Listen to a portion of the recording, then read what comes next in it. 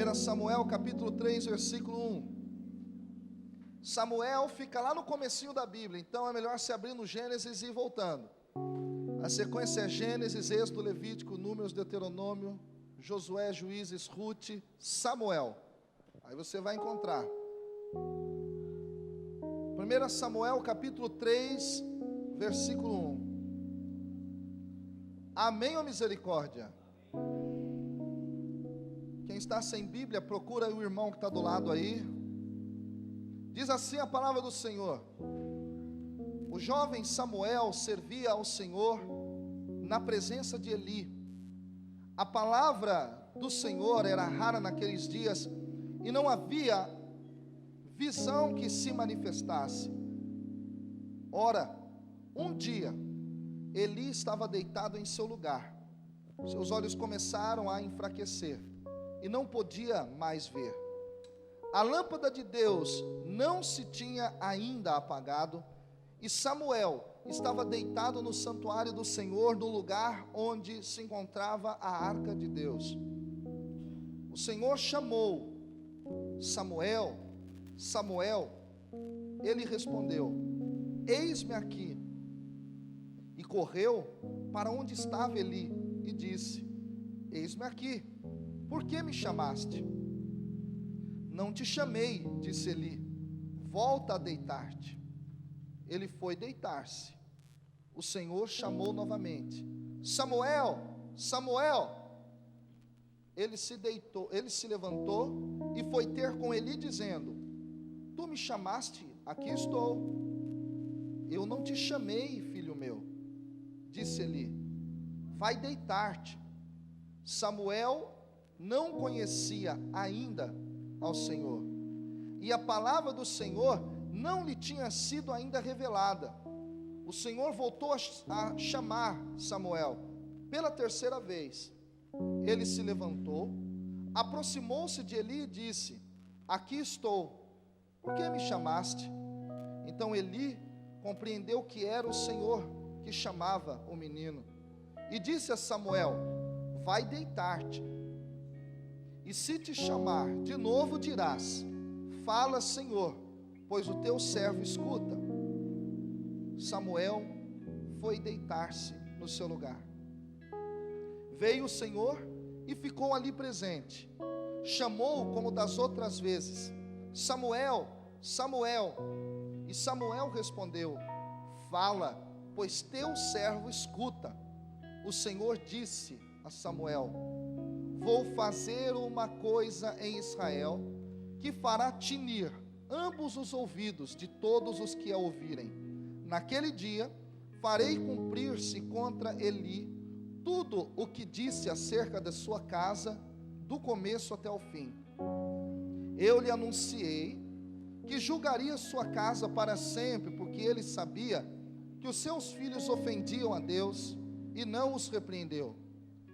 É por isso eu juro a casa de Eli, que nem sacrifício nem oferenda jamais espiarão a iniquidade da casa de Eli. Samuel repousou até a manhã. Então abriu as portas da casa do Senhor. Samuel temia contar a visão a Eli, mas Eli o chamou e disse: Samuel, meu filho. E ele respondeu: eis-me aqui. Ele perguntou: qual foi a palavra que ele te disse? Não me ocultes nada, que Deus te faça tal coisa e lhe some mais outro tanto, se me esconderes uma só palavra de tudo o que ele te disse. Então Samuel lhe contou tudo, sem lhe ocultar coisa alguma. Eli disse: ele é o Senhor, faça ele o que lhe parecer bom. Samuel cresceu, o Senhor estava com ele, e nenhuma das palavras que lhe dissera deixou de cair em terra. Todo Israel soube, desde Dan até Bersabeia, que Samuel estava confirmado como profeta do Senhor.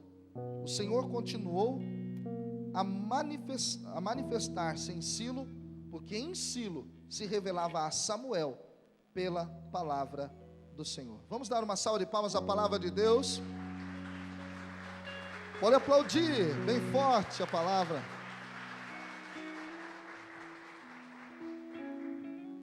Olé. Vamos lá. Samuel está vivendo por volta de 1000 antes de Cristo. Num momento importantíssimo para a história do povo de Israel. Em 200 anos antes de Samuel, o povo tinha sido liberto da escravidão do Egito. Um homem chamado Moisés tinha sido levantado por Deus lá no livro do Êxodo, no capítulo 3, para ir até o Egito libertar o povo. O povo anda 40 anos no deserto e 1200 e pouquinho ali, ou um pouquinho antes, depois, enfim, naquele período. O povo adentra a terra prometida e lá se instala. O povo vive durante 200 anos no sistema tribal.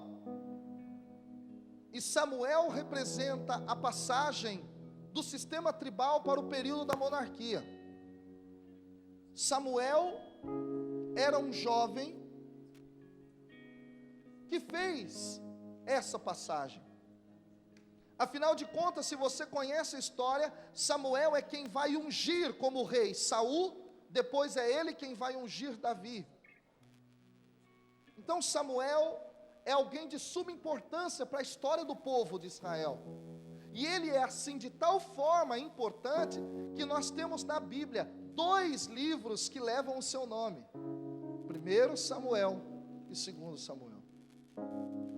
Gente, Samuel era um jovem que tinha sido consagrado pela sua mãe Ana para viver dentro do santuário, para viver aonde a Arca da Aliança estava.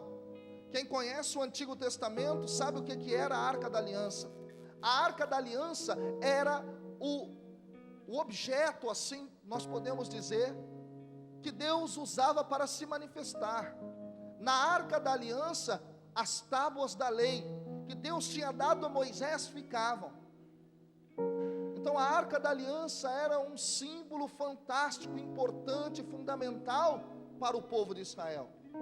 E ela ficava no santuário.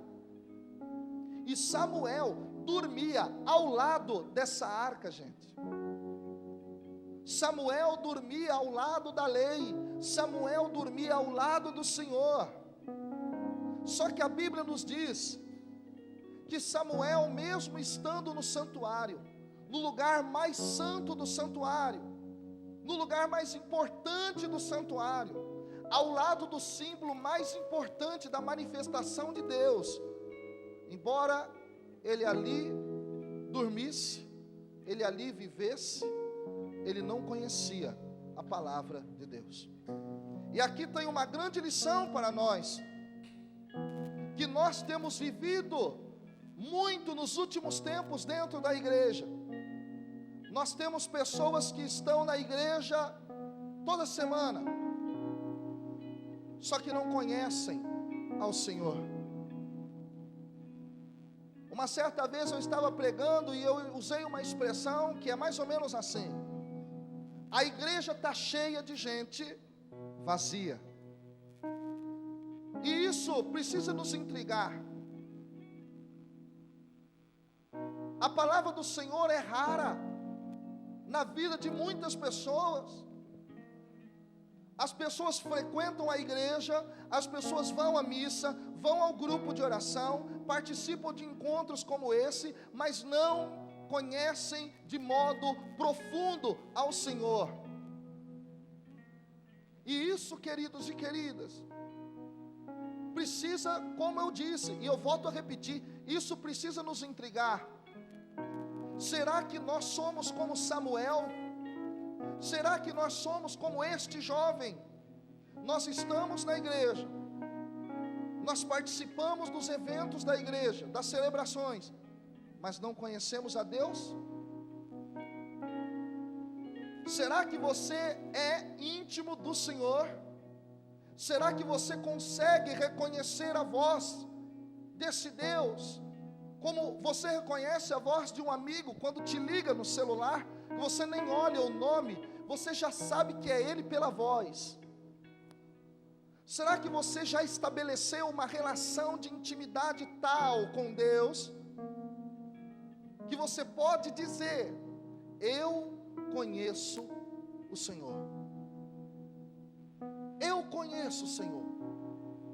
Será que você tem vivido essa intimidade com Deus? E gente, isso é muito sério e é muito urgente.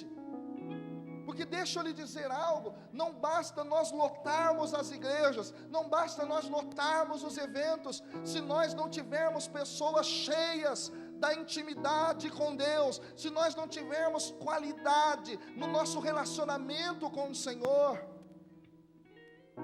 Eu tenho batido muito nessa tecla, inclusive até em reuniões que eu tive com o setor Juventude Nacional. Às vezes, quando tem alguma reunião que eu fui, participei, eu tive a graça de dizer algumas coisas nesse sentido.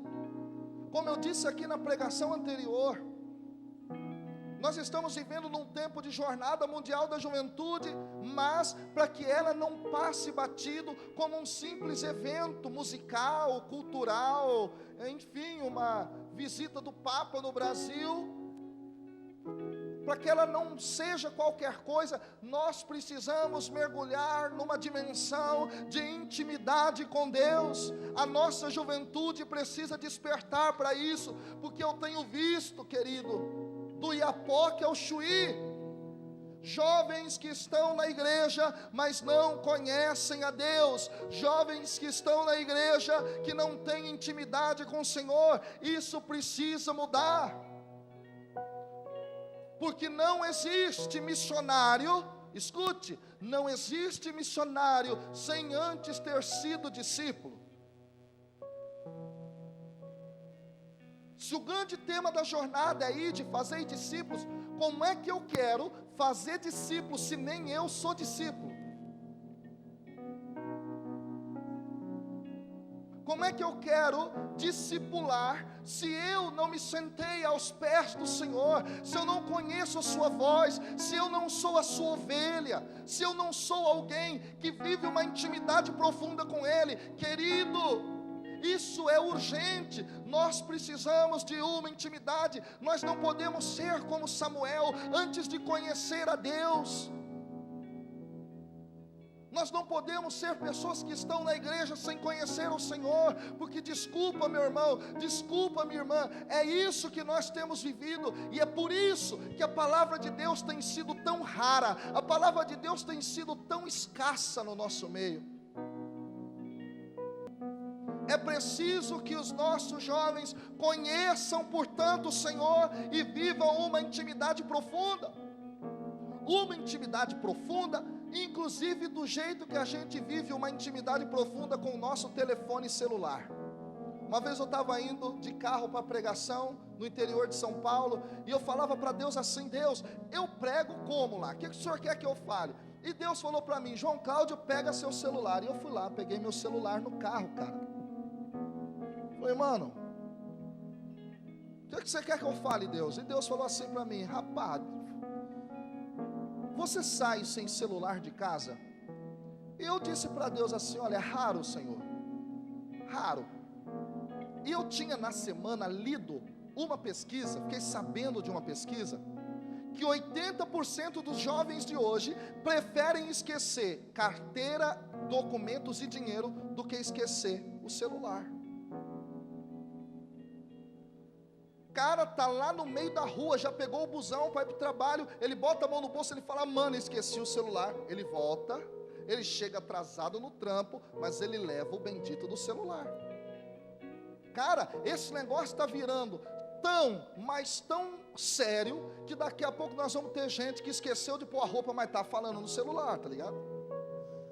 Então ela está aqui trocando ideia com a galera aqui no celular, então minha amiga, está todo mundo olhando para ela, e ela com a Mata Atlântica de fora. Cara, a gente vive uma intimidade tão grande com o celular, que foi feita uma pesquisa agora, que quase 90% das pessoas que o têm, a primeira coisa que faz pela manhã é ligar o celular e fazer assim lá no Facebook, ó, no Twitter. Deixa eu ver o que o pessoal postou. Toda hora, tá ali, ó. Vamos ver. A gente vive uma intimidade tão grande com esse negócio, que quando a gente vai no banheiro soltar um barro, a gente leva o negócio com a gente. É uma tuitada e uma toletada. É um tweet e um tolete, um tweet e um tolete, um tweet e um tolete.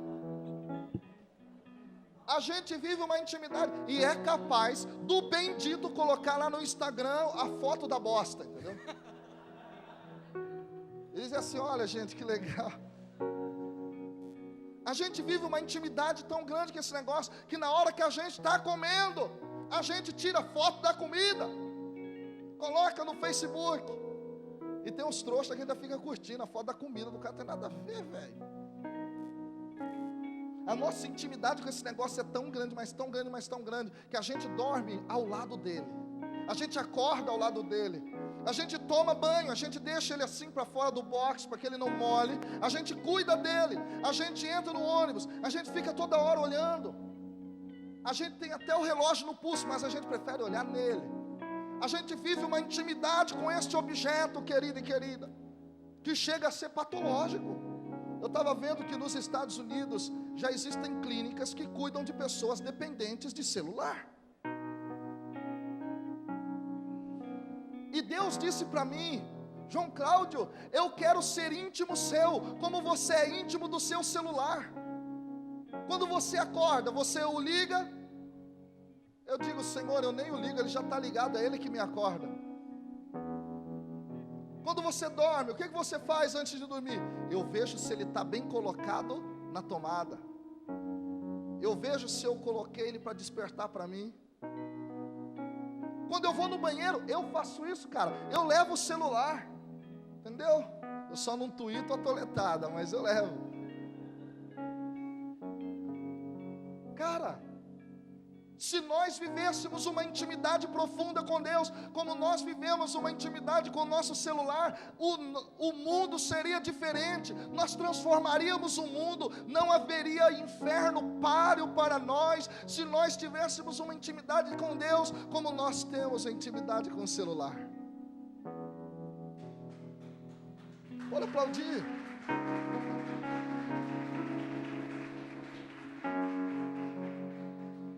Cara, tem gente que não leva a Bíblia, leva o celular. Entende o que eu estou dizendo? A gente precisa viver uma intimidade profunda com Deus, querido, para a gente fazer a diferença. Tem que ser assim, de outro jeito não vai dar, porque eu não tenho como ser missionário, eu não tenho como servir a Deus, eu não tenho como ser servo do Senhor, se eu não conheço o Senhor. Eu vou falar de alguma coisa que eu não conheço, como? E a grande questão agora, que o texto nos ensina na sequência, é justamente o seguinte: de que maneira Eli conheceu o Senhor? Três formas. Samuel. De que maneira Samuel conheceu o Senhor? Três formas. A primeira delas foi ter um contato com Eli. Sem Eli, talvez Samuel não soubesse discernir a voz de Deus. Sem Eli, talvez ele não soubesse discernir que era Deus que estava chamando. Aqui tem uma grande lição, que eu vejo que a renovação carismática católica, que os grupos de jovens têm perdido. Você quer conhecer a Deus? Você precisa buscar referências de pessoas que estão há mais tempo na caminhada do que você. A nossa juventude, ela é muito autossuficiente. A nossa juventude não quer depender de ninguém para ter contato com o Senhor, para conhecer a Deus. A gente não quer ter referências mais. Quem foi que te discipulou? Quem foi que te formou? Eu posso dizer aqui alguns nomes que formaram a minha vida em Deus. Às vezes a juventude de hoje não quer dar ouvido para o mais velho na caminhada, não quer mais dar ouvido para o mais antigo na igreja, não quer mais escutar a voz de alguém, ou o conhecimento de alguém que já está há 20, 30 anos na renovação, ou dentro dos grupos, enfim. Nós precisamos voltar a ter referência, gente. porque as referências que nós temos são referências distantes de nós hoje. Eu vou me explicar. Antigamente, quando eu comecei na igreja, olha que coisa, eu estou falando assim, velho. Estou velho mesmo, viu? 29. Mas quando eu comecei, não tinha internet assim. Então, cara, eu lembro que onde tinha uma portinha que abria, cara, portinha católica, dizendo aqui tem um grupo de oração, eu estava, velho. Eu sentava para escutar. Podia ser famoso ou não famoso, cara, eu estava lá, velho. Ó, vai ter um retiro em tal lugar, vamos. Vai ter uma vigília em tal lugar, vamos. Vai ter uma tarde de louvor, vamos aí, João Cândido, vamos, cara, vamos lá. Hoje em dia, a gente só tem referências longe de nós. Busque referências próximas. Isso ajuda a gente a caminhar, porque isso faz com que a gente entenda que nós temos uma história. Nós temos uma história, irmãos. Eu posso dizer para você, as maiores bandas que eu considero dentro da igreja católica são desconhecidas. Cara, eu vou falar, existe muita gente boa nesse país, entendeu? Só que não está aí no mainstream. Nós como católicos temos que mudar isso, gente, porque está ficando difícil a coisa. Os eventos só lotam se tiver alguém que é conhecido lá. Os eventos só bombam se tiver a banda X. Tem que parar com isso, a gente está aqui para buscar Deus. Então, a partir de referências que não são tão conhecidas, assim como Eli. Já estava lá capengando, entendeu? Mas foi Eli que ensinou Samuel. Essa é a primeira forma de se buscar Deus e ser discípulo.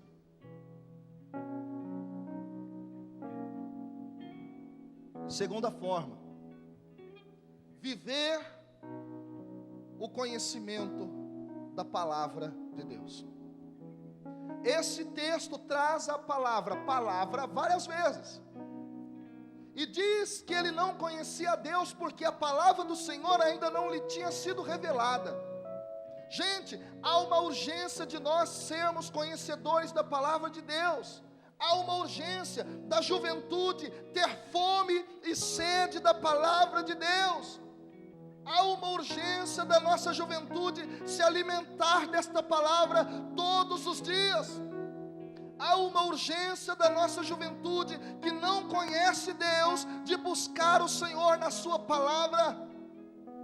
Há uma urgência, queridos. Aqui nós temos a própria boca de Deus falando conosco. E a igreja, ela tem dito isso. Há poucos anos atrás nós tivemos um sínodo dos bispos em Roma, cujo título foi esse, a palavra de Deus, a palavra do Senhor. E nesse documento pós-sinodal, eles disseram isso. Gente, nós precisamos retomar essa espiritualidade da palavra. Nós precisamos retomar essa sede, essa fome da palavra. Senão nós não vamos conhecer o Senhor. Não adianta, gente, não adianta. A palavra de Deus, ela é o próprio Deus. O que diz o Evangelho de São João? Capítulo 1, versículo 1, em grego: en arché en hologos, kai hologos en prostantheon, kai theos en hologos. En arché en hologos, no início era a palavra estava diante de Deus, a palavra era Deus. Versículos depois diz: a palavra se fez carne e habitou entre nós. Ora, quem é a palavra de Deus? A palavra de Deus é o próprio Jesus.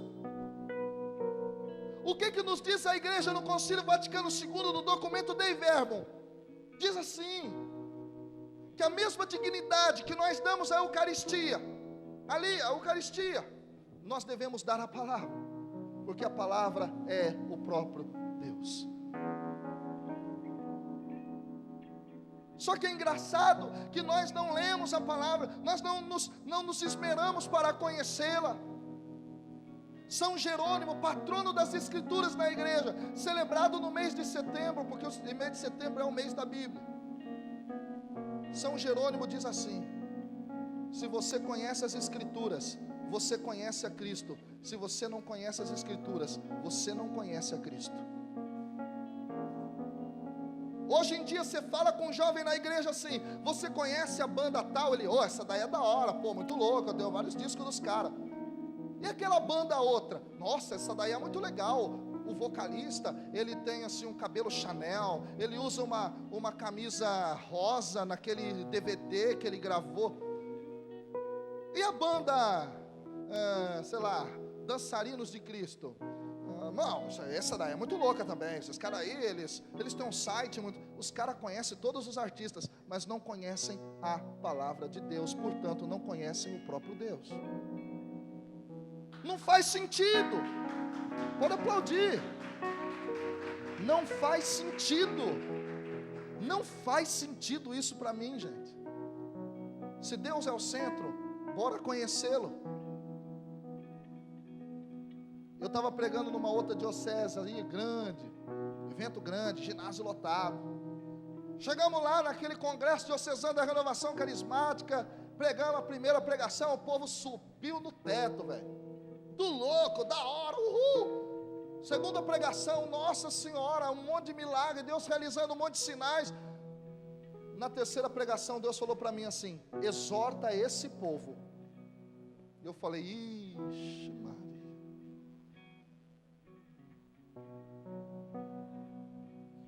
Aí o povo não aplaude, aí o povo não ri para você, aí o povo não chega no final da pregação e fala assim: que pregação ungida, hein, irmão? Quando você exorta ali, não.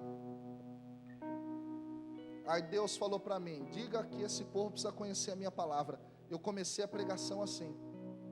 Abre sua Bíblia lá no livro de Sadraque, capítulo 2, versículo 1. Pega lá comigo, Sadraque. Vamos, rapidão. Vamos ver se você conhece a Bíblia mesmo. Sadraque 2, versículo 1. Vamos? Deixa eu te dar um recado. Não existe livro de Sadraque, cara. O ginásio inteiro ficou quietinho. A gente não conhece a palavra de Deus. É preciso nós amarmos a palavra, porque não tem como nós amarmos algo que não conhecemos. Queridos e queridas, nós precisamos carregar essa palavra conosco. Nós precisamos lê-la antes de dormir, na hora que acorda, igual a gente faz com o celular. Ao invés de ler o tweet, cara, lê a palavra. Tudo bem, você pode ler o tweet também, não tem problema, não é pecado. Mas faz um propósito. Toda vez que você pegar no seu celular para ler um tweet, ou um post lá no Face, leia um versículo da Bíblia. Faz esse desafio, quer fazer? Vamos fazer esse desafio ou não? Durante uma semana, hein? Depois a gente troca ideia lá no Facebook.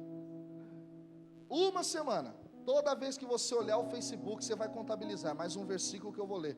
Mano, em um mês você vai ler a Bíblia inteira, velho. Do jeito que a gente precisa amar essa palavra, queridos. E como é que a gente vai fazer para ler essa palavra? A gente vai ler essa palavra a partir de outras pessoas que já leram, já estudaram, já mergulharam, já se aprofundaram nela. É igual quando a gente está na faculdade. Cara, para eu entender os benditos dos filósofos da minha primeira faculdade, eu precisava ler, não o livro dos filósofos, eu tinha que ler livros de comentadores dos filósofos. Então eu me lembro, eu fui estudar um filósofo chamado Hegel. Cara, difícil esse cara, meu. Eu lia, não entendia nada do cara, velho. O que eu fiz? Peguei um livro que me explicava o cara. Aí eu cheguei na aula, todo felizão. A professora fez uma pergunta, eu consegui responder. Ela falou: você leu o texto do cara? Eu disse: não, li o texto do cara que explica o cara. Ela falou: isso aí, legal. Só faltou levar a estrelinha na testa, entendeu? Da hora, meu. Para você ler a Bíblia, para entender a Bíblia, você tem que pegar livros que te ensinem a ler a Bíblia. A gente tem que ter isso na cabeça. A gente tem que se colocar numa dimensão de esforço mesmo, gente.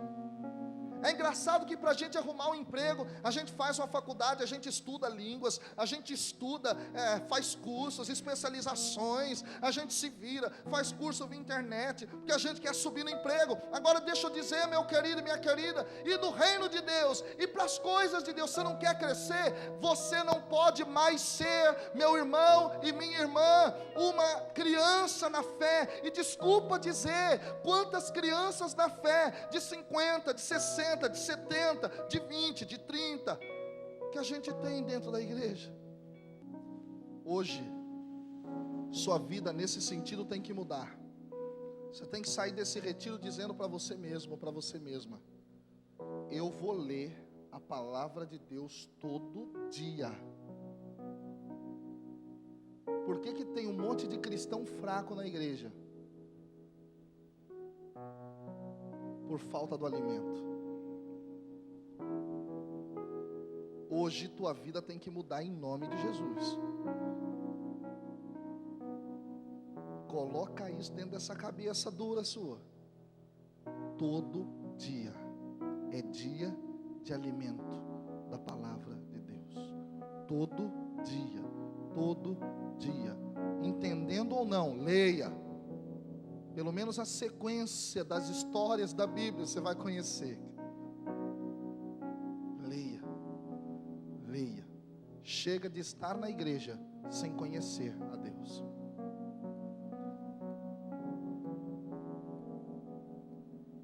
Eu tenho muito medo disso, sabia, gente? É como se nós estivéssemos num avião sem saber para onde ele vai, irmão. Ou num barco sem saber onde é que ele vai parar. Ou entrar num carro de um desconhecido e falar: aí, vamos embora. Tem que conhecer o caminho. Terceira maneira, Samuel conheceu a Deus na oração.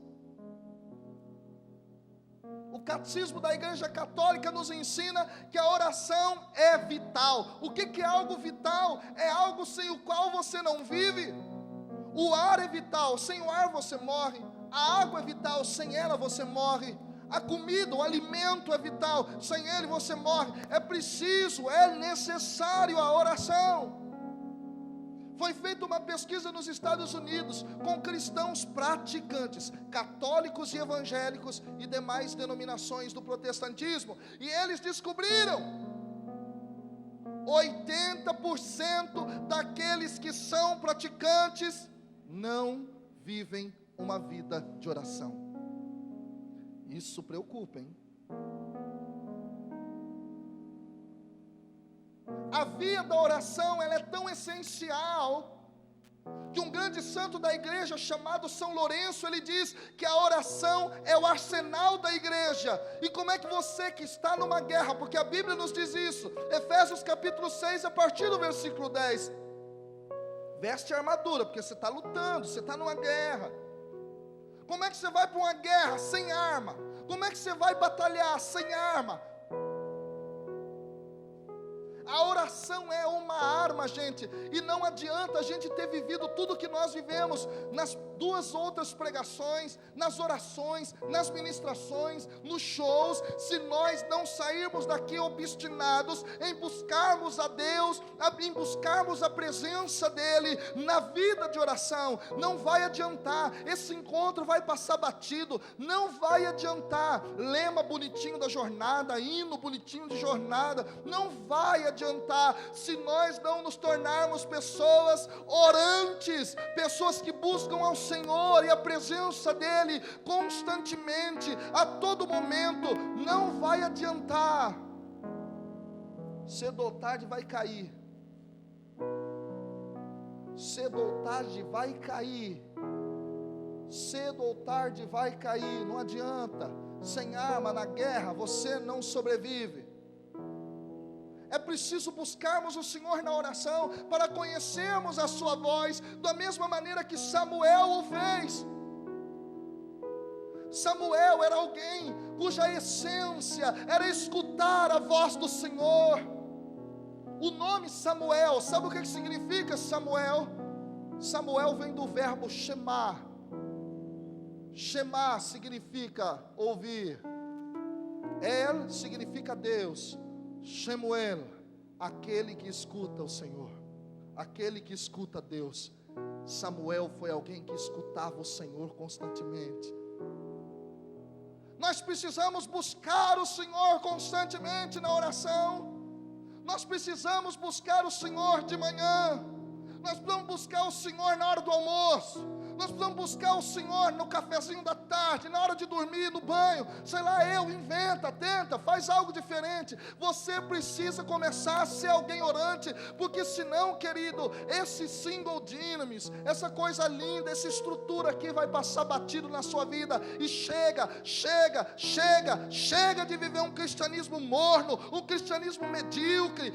Chega, irmão, acabou. Vive o que tem que ser vivido, busca o que tem que ser buscado, vai atrás do essencial, para de buscar as coisas supérfluas dentro da igreja, dentro do cristianismo, vai para o essencial, busca o Senhor na palavra, busca o Senhor na oração, começa a buscar Deus de verdade, e aí você não vai ser aquele cristão fraco, que toda hora cai, que precisa de retiro todo mês. Isso aí eu fico com a raiva disso, cara. Oh, meu Deus do céu, mas gente, tem cristão que vive só de retiro. Tem ou não tem? Grupo de oração, ele não vai direito. Ele fica assim, ó, retiro. Xandalabassuri, aleluia, glória a Deus. Retiro, oh glória, aleluia, oh Senhor, é o Deus da minha vida. Essa igreja está tão ruim. Retiro. Oh Deus, aleluia, o Senhor é fogo, cara. É fogo, cara. Os caras dão, sabe, cambalhota no espírito, mortal com Nossa Senhora. Cai assim, planta bananeira com São José, break dos anjos. O bagulho é muito louco. Chega no retiro, o cara entorta, velho, anda assim para trás, tipo o filme do Exorcista, tá ligado? Os caras fazem esse bagulho muito louco. Vira o Jiraya, vira o Jaspion. É os changeman. Quando faz aquele negócio lá, metamorfose, ativar.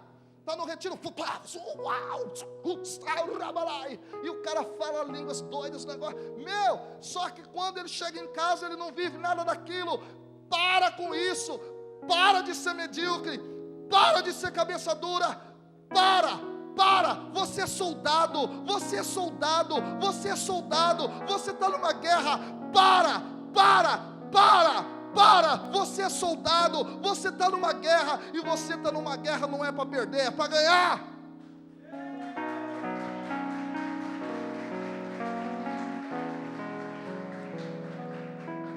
A partir de hoje, faz propósito com Deus na sua vida.